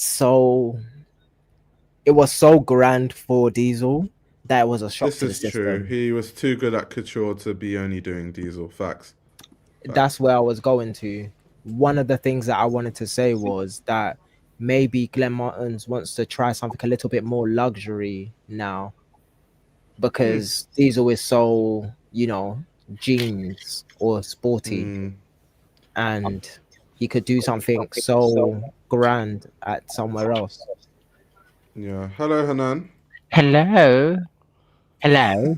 Hey, hey, hey, hey, hey. I'm just too British for you guys, I think. He's come with the hello, hello. It's I Hello. can I can accept it because I'm always making fun of Americans, so I can accept Fair. it. Fair. I don't blame you. How you guys doing? We're doing Very good. well. Good. Surviving today. We love that. I know. I mean, all this fashion news has knocked me out. I was today was supposed to be my day off. I was supposed to Yeah. be relaxing, Yeah. chilling, and then all of a sudden this I news comes out and it's like, well, we're streaming now. yeah. But Hannah, what are your thoughts on let's start with first Matthieu Blazy at Chanel, even though we kind of knew he was going there. It was just Yeah. the time of Um, when. yeah. But what are your You know what? thoughts? That thing kind of like irritates me now. I don't know. I'm just like I like the speculation. It's cute, but I'm like you guys need to like do a better job at hiding these. I'm sorry, and this Yeah, is, like for all of them. Honestly, I'm very happy. Don't get me wrong. I'm very happy with him. I think that he's gonna do a great job. yeah, Um, but interesting stuff. So like he's not gonna start until like September or October next year. yeah, Yeah, that's yeah. like his debut, which is like a year from now, which is okay, fair. I mean, they just want to tell us that he's going to be working on something. That debut collection has to be insane with how much I, time he'll have. I'm sure that he's not gonna start with couture though. Probably not. He's not because they said Yeah. that his debut is going to be September or October, but like the design team is gonna take care of all the collections until then. I just don't want to see any more collections from the design team, if I'm being honest, because the Really? ones they have done, no. Okay, you know what? Let's be fair. Let's be fair. They're a lot better than Virginie. But they're still not fantastic though. They're not, but I'll take any form of improvement at this point. Uh, Even if it's like a little bit, even if it's like 0.3%, I'm taking it. Fair enough. What do you think of Louise Trotter at Bottega Veneta? I'll be honest, I didn't follow her work so much. Hmm. I didn't, so I cannot say. From what I saw, it looks really good. But I don't know. I'm like I don't know. Like I'm happy for him to go to Chanel, but I'm sad for him to leave Bottega. Because like he was like one of the rare designers that I can see like his every collection got better and better and better and better, and then never happens. Uh-huh. Honestly, I love how you're listening to me very carefully as you. He's like, yeah, yeah. No, I'm locked in to what you're saying. No, he is like really like we don't get a designer that just like gets better with time. We really don't. We usually have like a designer and then like here and there there's a really bad collection or like not as good, but like this is just I don't know. It's just like everything better and better and better and I'm like, yes. Now I'm like I'm scared that Bottega is gonna go down. Which is what I said, because I was saying initially that you don't know if this would work, but you know for a fact Bottega works. And yes, Correct. there's more money to be made, it's bigger, there's more resources, more celebrities, more red carpets, it's more glam, it's more glitz at Chanel. But is it good to always go into the world of unknown, especially when you have something that clearly works? I mean, look, for him it is. For him it is. I mean, he's taking the biggest job in the world. He is. And I Is don't that the blame him. biggest job or is it the second biggest job? What is the biggest job? Is it I Deserve Couture? If it is. It would be LV, although even though LV is broken into Oh, two, I don't think so. if LV was made into one, I feel like that would be the biggest job because the biggest brand. Correct, but I don't think that it has the same prestige as Chanel. Like Couture. Really? Yeah. I think that like it doesn't like I think that it's two different things because Louis Vuitton is more consumerism. It's more product. Not that Mm. Chanel That is the not. couture point is definitely true. That's But definitely you have true. couture, and not just couture. On top of it, you have like even something more worthy, which is Métier des Arts, Mm. which Louis Vuitton could never. Um, but I think that like it really is the biggest job in the world because like I mean he's gonna be creating 10 collections per year. That is that is one collection per month, pretty almost. Uh-huh. That's great. When you do that, I love when you do that. Uh huh. Luke, Dammy, Luke wants you to speak up. He wants Apparently me you to can speak. save us. Yeah, he wants you to speak. don't, don't make me, don't put me in the middle. First of all, I want to hear what Hanan has to say. Clearly, Yeah. like I was also listening intently. So yeah. No, I'm curious. I'm very excited for him. But with that being said, I'm like the only thing that I'm not gonna say I'm scared of is because is the presentation of the shows. I think that Interesting. like for example, like when you look at Chanel shows, especially Carl's, is like the world where you have to be kind of like teleported to. That's the thing. And I don't think that Blazy has shown that he's a showman. Like you go there to see beautiful clothes, I think. Yeah. But like when you went to Carl, you went to see a world of Chanel with Chanel clothes. So I'm curious to see how that's going to work out. I mean, we spoke about that earlier in the sense that I guess one of the biggest issues with Matthieu Blazy at Chanel is that, you know, he doesn't have that larger than life personality that you Yeah. associate with these celebrity designers, especially with the likes of Karl Lagerfeld. So a massive issue is that how will he be able to channel some of that energy, considering that him working at Chanel now, he'll probably be compared with Karl Lagerfeld a Oh, of course. lot. Of course. A lot. I mean, like, but look, it's the name of the game at this point. I wonder until when he's going to be compared to Carl because I'm like kind of, I'm tired of it all, Yeah. like people being like compared to Carl. But I don't know. I'm like curious just to see like even Virginie Viard. She wasn't a great, she didn't do the same thing that Carl did. She did not teleport you to a world. She did through a stage, but like it didn't feel authentic to her. Hmm. So yeah. Hanan kind of looks like Carl. Baz. Yo, don't read the comments. Yo, one thing I learned is to not read the I comments until I live finish for the that point. comment. That is so That's funny, funny. fam. Like no, Oh my god. the comments already threw me off track of my That point. is so funny. I actually That can. is so damn funny. That Oh, is so damn. Oh, Imani, don't worry. I do believe in freedom of speech. So just because you have a troll doesn't necessarily mean I'm going to censor them. Wait, The who's only the time troll? I'd censor a troll is if they comment so many times that I can't even see the comments, then I'll censor them. But otherwise, if they just say Fashion Roadman is an idiot, I'll leave it there because I believe in freedom of speech. And I'll like his comment also. ow. Wait, who's the troll? Who's the troll? I didn't. The way. Is it Baz? No. It's not Baz. No, no, no. Okay. Carl has a cat. Hanan has a dog. Thank you, Juke. Thank you very much. Oh my Points word, are that is being funny. made. So yeah, like that's kind of what I like the point that you made previously because the work that Blaze makes or Blazy. Wait, Hanan, how do you say it? It's Blazy, I Matthieu think. Blazy. Blazy. Okay, Yeah. so I'm gonna say Yeah. Blazy from now on because Hanan told me to do it.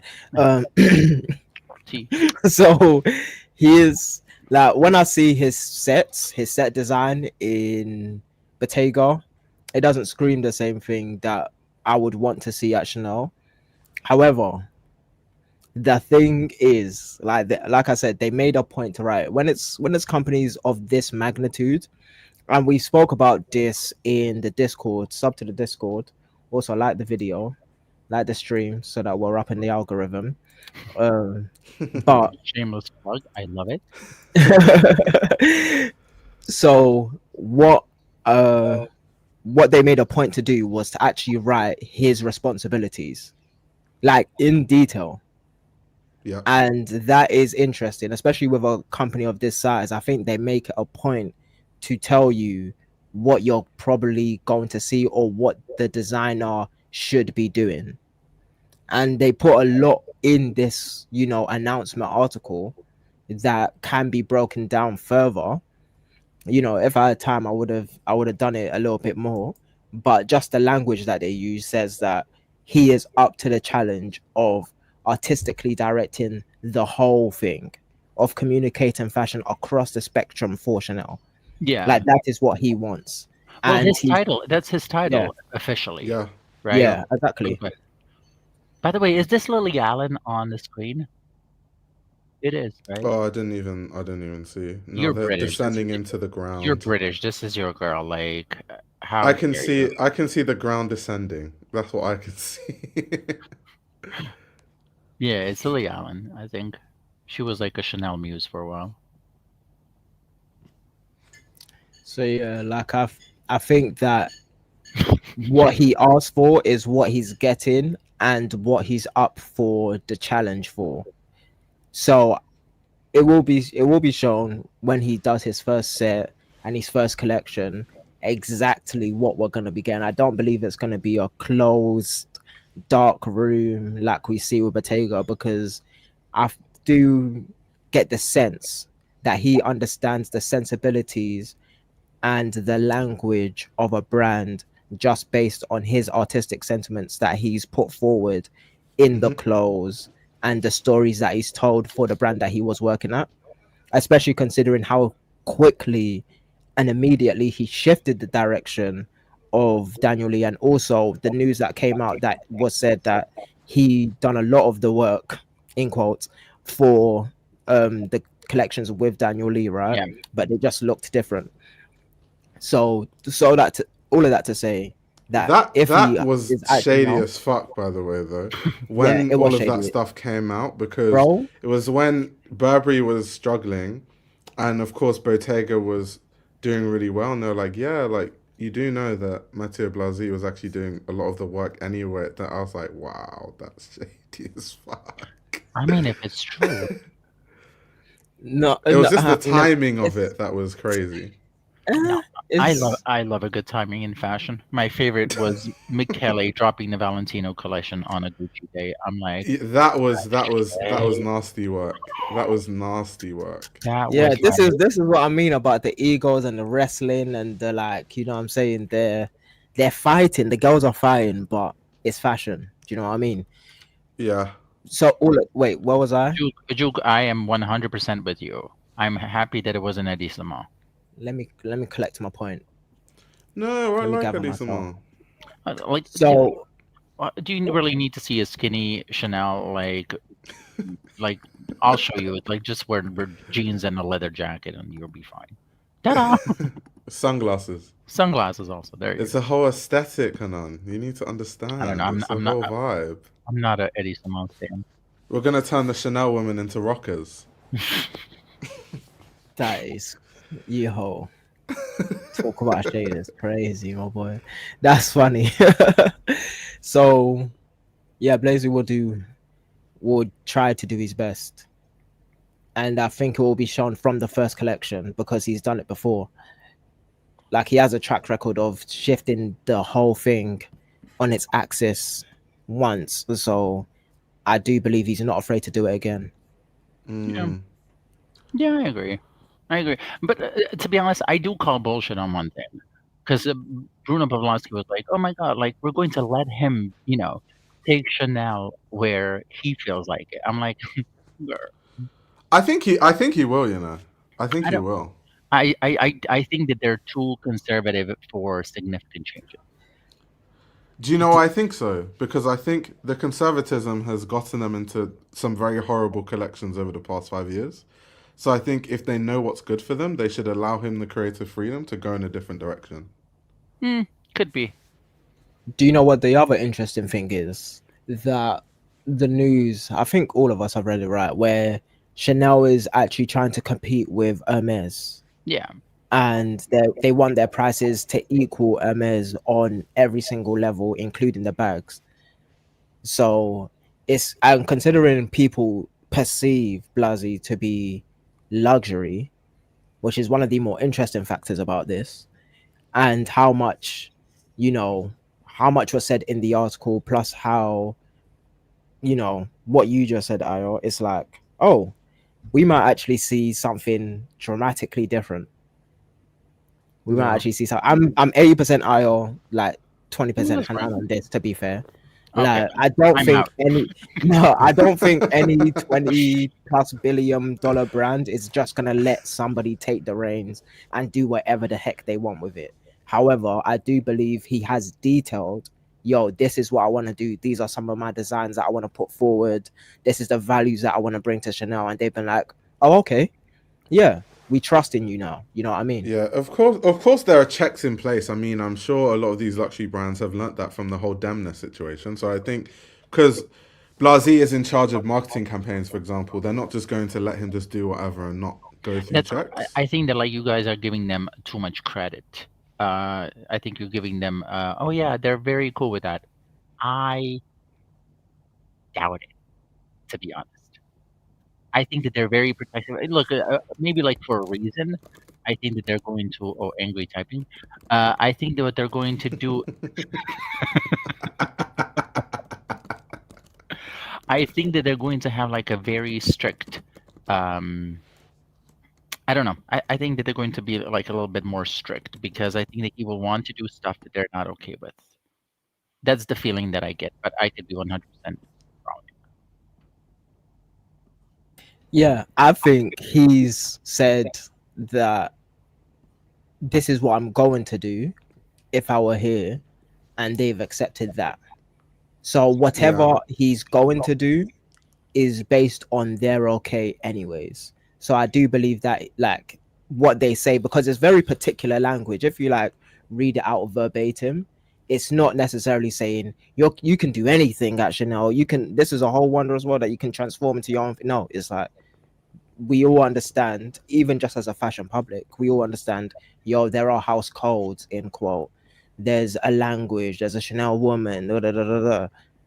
He understands that probably better than most other people, right? So he's going to take that with interest, and considering it's such a big brand and the pay is probably extremely high, he's being very detailed, methodical, and, just articulate in his way of designing for Chanel. Jennifer brings up a good point because in Yeah, terms of competing with Hermes, and a lot of people have said this earlier, that the they can't quality. really compete because the quality is not there in Correct. the same way. Yeah. I mean, like Chanel customers, like recently, if you go to like all of these videos, like the quality really is down. But I think that like if he works on the quality, there is ways to go about it. But the problem is he in control of that, or is that more of an Exactly. executive decision? That is not what he's in Yeah. control of. I don't And think. that's where, Yeah. yeah. Like production and stuff. I feel like he doesn't have any Yeah, I don't think control that he when it does. comes to stuff like that. Yeah. I would not expect him to, honestly. I think like when it comes to Karl, Karl had control of it probably just because like, he Everything. was there Yeah. because since like '83. Yeah, with all of this competing with Hermes, I found it interesting because Chanel is fashion and Hermes is luxury, like the actual luxury, like the Laura Piana style of luxury, right? So I've never really put both of them in the same bracket because, yeah, Chanel didn't start like that. Like, the only thing that could have been like that was Bottega, Yeah. but he's not there anymore. Wolf Armstrong, this factory that you worked in, were Chanel and Hermes using the same fabrics? Because what normally happens, even when things are assembled in the same factory, they're not using the same, like leather and fabric. So I'm very curious to see if it's the same thing in Bro, this instance. sometimes the fabric can come from the same farm, but then there's triple A grade leather and then there's the B grade leather. You know what I Yeah. mean? So it's not even like, oh, it can be from different places. Like, they can be sourced from the exact same place and be of totally different grades. And so there's so many different variables when it comes to creation. And because Hermes is such a particular way of designing, they probably can go over all of the little details of the silk and the leathers, whereas Chanel, they, like Hanan was saying, 10 collections a year. Like, that quality control would be insane. Horrible. To be honest, and this is something that I'm consulting for a big luxury brand right now, and Okay, we're having this. show off. No, it's it's relevant to the conversation. Yeah. And we had we had a Wait, discussion about sure. Yeah. we had a discussion about how do we keep the quality high but keep growing at scale, because it's so difficult to produce more things and have a complete hold of every single product. It's almost impossible. So, unfortunately, with Chanel, unless they just spend so much of their budget, by producing at that scale, what they are basically telling you is that, yeah, we can't produce anything of quality because our scale But is too big for us to even stay on top of that. then produce less and jack up those prices. I'm sorry. I mean, like They can, but will they? look, if you want to get to that level of Hermes, you have to make sacrifices. You're just not going to get there then. You're just not going to get there. The But I problem feel, is that they are, because yeah, and they've done price Do hikes you do 3 you really times during the wait? Do you pandemic. really think that like Hermes and Chanel are on the same level? no, No, no. Is that no. That's not what I'm saying. That's not what I'm saying. But what I am saying is, I looked at the market, and Chanel done 3 price hikes during the pandemic, yes? and they're only doing more price hikes because people are still buying.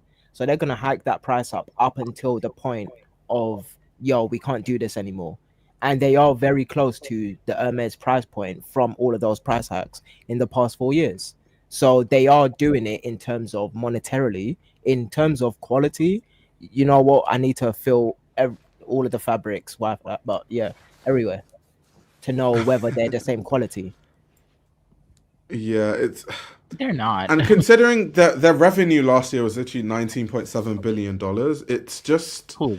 Chanel or Hermes? Chanel. It was 17.7. It was 19.7 I think it was in 17.7. 2023. In BOF, it's 19.7 Okay, so we're gonna. dollars You know what? billion dollars. Now this is a bet. There's the I Deserve Couture index, and there's the Who BOF index. who Who do we believe loses? more? Who loses buys the other person a Chanel bag.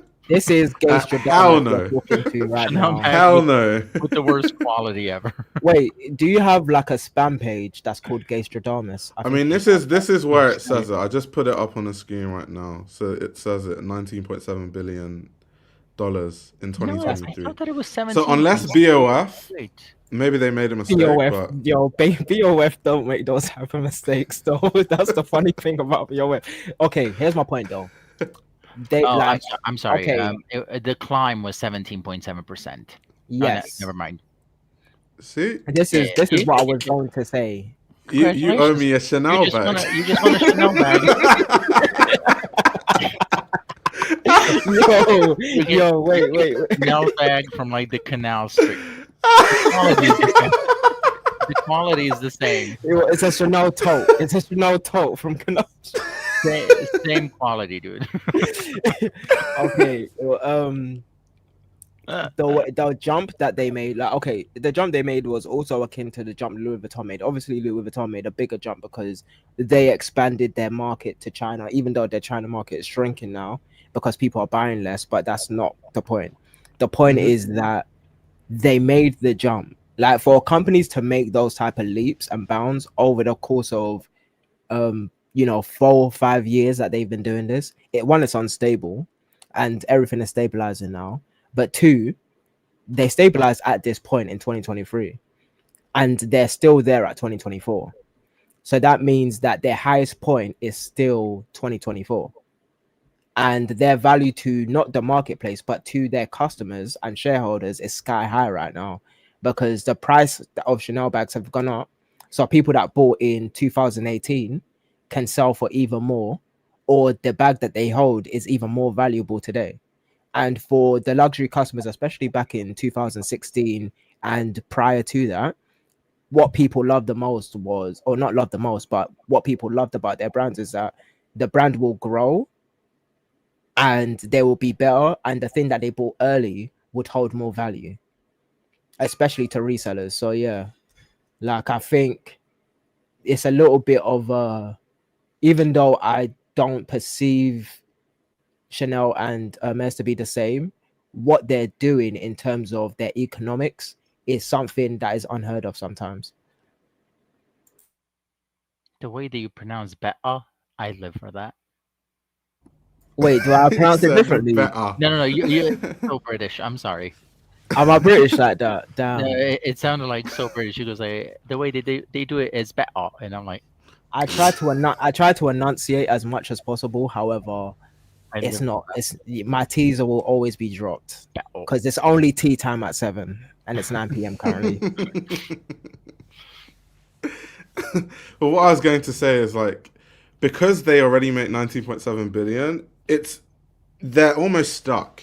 If you increase prices and produce less, it's too much of a gamble in the sense of being like, okay, we're hoping that consumers will buy stuff at this price point. I think they would rather just stay where they are and then see if they can scale things more by reducing quality and improving profit margins that way. I think also another way they're going to make money is through the investment of the row. They're going Yeah. to try and make the row follow suit, and in that way they can also make more money on that end How much did they too. buy from the row? I can't remember. I have to check it specifically because it Oh, you wasn't don't have, only wait, you don't. It was not in a BOF. salty. I can check the figures, but It wasn't a lot, right? Was it a lot? because they weren't the only investors. The Wertheimers weren't the only investors, so it was quite a few people involved. Okay.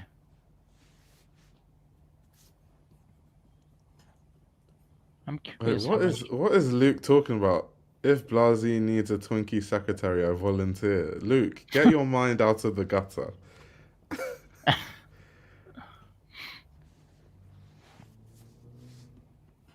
Can they expand the couture business Balenciaga style? I mean, how do you expand the couture business? It's either you can afford a $150,000 dress or you can't. I don't know how they expand that. My thing is that does Blasey have the personality to parlay with these celebrities? Does he want to do that? I think He he has does. to though. Yeah, it's a part of a job, but like I think like Yeah. he's already doing it in Bottega. I mean, like when you think about it, Bottega really had a lot of good celebrities from Jacob to Kendall. Like I think that like he's not a stranger to it.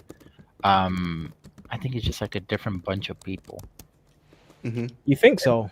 And he's a very nice guy. He's a very nice guy. I met him a couple of times. Flex. So nice. Flex. Honestly, it is. Flex.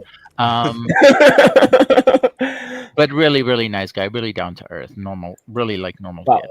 my thing is that Kendall Jenner, not no shade to Kendall, but she's not Margot Robbie. You know what I mean? Yeah. That's just a different type of celebrity. You know what I mean? True. It's okay. You can say that. Kendall's not here.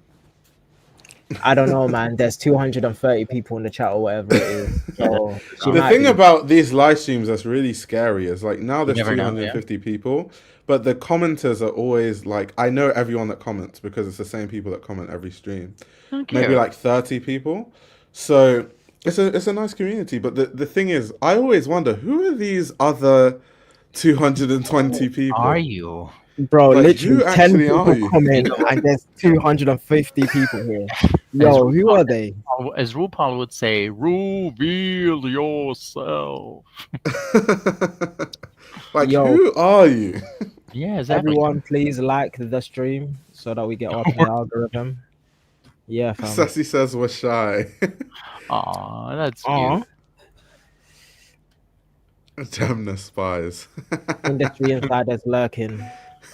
I'm 55 years old. That is interesting. Galliano might be in here. The man is like, I quit yesterday. I need some to relax, and then Silence majority, exactly. wait, is 25 old to y'all? Are we having this conversation? Don't make me cuss someone out. Your unk. 25 is definitely not old You're in definitely any world. well, you're 25, isn't it? Or something like that. I'm 34. If I hear any ageism here, Damn.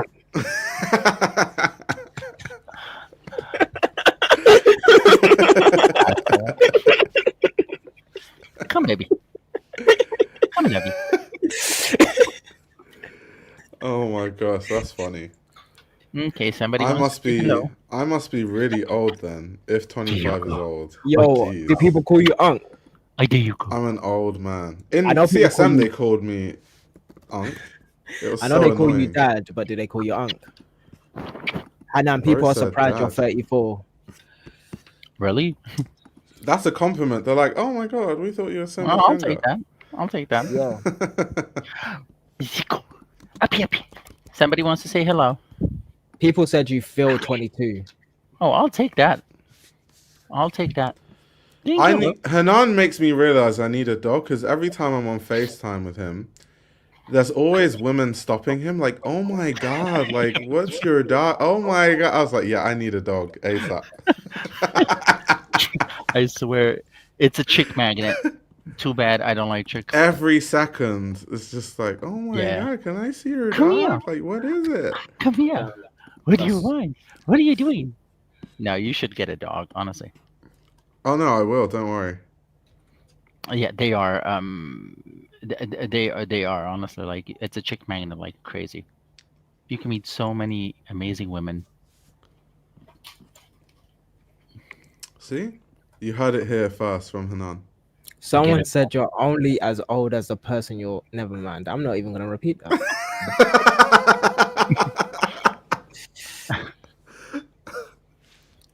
Millennials rise up. Yeah. Shout out to millennials, man. Wait, Tammy, how old Exactly. are you? I'm 21. You are not 21. You are not. Bro really said 21. Oh my gosh, that's With funny. chest. Wait, first Twink, Damilare. Twink Death is 27. Yeah, I saw that as well. Oh god. Zeg, be a good boy.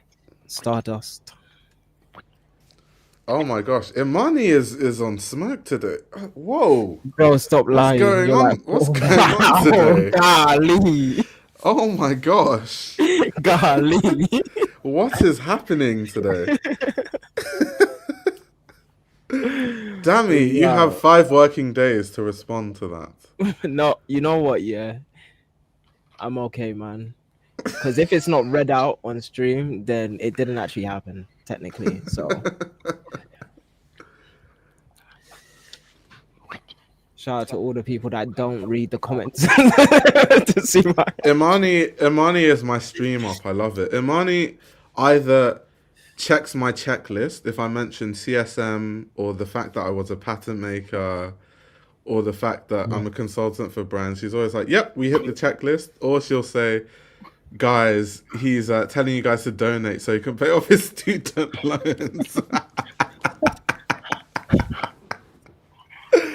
Oh my god, so funny. We go period. I'm definitely between the ages of 18 and 50. Oh, that narrows it down. Thanks. I mean, it really does. I'm just an NPC, guys, man. Don't worry about it, fam. Such a tiny range. In the world full of transparency, aren't I the most transparent? I'm so I'm so skinny you can see through me. That's how transparent I am. Ouch. That sounds like something Eddie Simon would say. Thank you. Okay, guys, I am going to dip. I have a dinner to go to. Yes, it is 4:30. Leave me alone. But I do have a dinner to go to, but I just want to hop on Have fun. and say hello. Enjoy your night. Have fun. Don't do anything. You too. Bye. Have fun. Bye. Bye. Bye to all of you old. I'm kidding. Bye. Wait, why are they asking if Dammy's scared of the camera? He's been on the screen many times. I'm sure most people know what he looks like at this point. Yeah, most people that comment actually have seen my face and know what my Instagram is. I actually don't hide. That's the funnier part about that. But yeah, my phone overheats, so I can't, be on camera because I don't have a webcam yet. So What and that's about changing soon. the new Hey, camera incoming? man's leaking Jeez. information, famski. Just having, it will come soon. All of the equipment will come soon. So, 2025 is the year of Yep, the it's coming. dumps. So yeah, man, you guys will see me in IO quality, fashion roadman quality. I don't even know whether you can call yourself a roadman in 4K because Really? why are people catching you in 4K every single time? you need some CCTV camera that's your BTS or something. You need to. That's the only reason why I find it hard to stream when I'm outside of my house because people are like, yeah, you can stream on your phone, but it's just not the same. I don't have the 1.8 aperture on the lens. I don't have the box light. The whole thing is just going to look like shit. Yeah, no, like lighting for me sometimes is secondary. It's definitely like I definitely picked sound, I guess, sound quality over visuals first, but I enjoy sound quality. That's probably because I did a podcast Yeah. quite early during the pandemic. Um, but yeah, no, like now we'll see everything. Everything will be seen. We're gonna be seen, not heard in 2025. Oh wait, seen and heard. 100%. Risky Row as well. Agent G, you're tapped in. Yeah, fam. You're cultured. You're Yeah, cultured. If you that's know about culture. Risky Roads, that is you are cultured right there. Yeah, man. Do Yeah, you know what's man. funny? What was it? I think I commented on one of the Conglomerate album, Lennon, Yeah. all those guys. I commented on one of the videos recently, and a lot of people from my channel saw it, and they're like, "Oh my god, I didn't know that Fashion Roadman was tapped in." I always feel like people might just think that like when I wake up, all I think about is fashion. I don't know anything about anything Sometimes I else. feel like that, to be fair. Sometimes I do feel like that. Just as for anyone new, my face card does not decline. My but yeah, like no, I'm joking. But yeah, no, I don't know. Sometimes you do talk about fashion a lot though. Yeah. That's like 90% of what you talk about. Like you don't even talk about anything different on Twitter. Yeah, on Twitter, because I feel like my Twitter audience is very much fashion, so I don't like. I talk about non-fashion things with my friends, so that's good enough for me. I don't No, need to that's fair. talk to, other people about how Len went crazy on the Conglomerate album. That's not really for the fashion audience. Yeah, man. You should have like, you should make a snippet of of you talking about the Conglomerate album for your YouTube. See how it does on your It fashion would flop. orientated The channel. thing is, I already know videos that aren't going to do well because it's not my core audience. Like today, I dropped a video on like Dries Van Noten fragrances. I already know it's not going to do well because my core audience doesn't really care about stuff like that. But Yeah, if I bro. make a video reviewing a runway show, that's going to go crazy. If I talk about fashion business, that stuff is going to go insane. Yeah, why did you do me like that? Because I definitely did not speak highly or favorably about the Dries Van Noten fragrance. Not that I felt the need to, but still. It's fine because the overarching thing is that I was saying positive things. So how the video looks in the end to the Dries team if they see it is someone loves our fragrance. Wait, so because you were saying positive, that's like someone who makes sure that they look good in the picture first, and then No, don't care it's how everybody else looks. I just know how brands think. I just know how they think. That's how they're going to see it. Yeah, two opposing opinions is fun sometimes. Yeah. And I was only talking about the bottle design, not about what it smelled like. But yeah, it's that's the thing about like YouTube, like you kind of know what works and what doesn't. The reason why I still post the Dries video is for the 400 views of people that will watch it and will like it. That's why I still post it. If I wanted to be that YouTuber that everything looks nice in terms of everything is like 10k views, I'll just post videos that I know work. But I just don't find that helpful to my audience when I know, however small, there's still an audience of people that want very specific videos that won't get loads of views. You're absolutely right. That's like me with painting videos. Like I know my paint mixing videos will do like they'll do well, but the next video I'm dropping is not a painting video at all. It's all Yeah. color mixing video because you need to switch it up, man. And plus, like we love the niche stuff. Like that's why I'm here. I like saying niche stuff. Like I'm going to Canary Wharf for a dinner, but I'm not going Gauchos. You know what I mean? Mm. So yeah, no, because Oh everybody thinks no, you're going Gauchos. so I can't do the reason why I stopped doing the intros is I was doing the Mick Jenkins intro, and then one day every single video that I had made got copyrighted all at once from Mick Jenkins. So I had to like go into each video and delete the intro, so I don't use it anymore. That's why. Mick Jenkins didn't want to see me winning. It's not him, it's his team or his label, whoever owns the music. Wait, Imani knows my videos. Damn. Yeah, I am inventing colors sometimes. I'm only mixing colors though. TVH.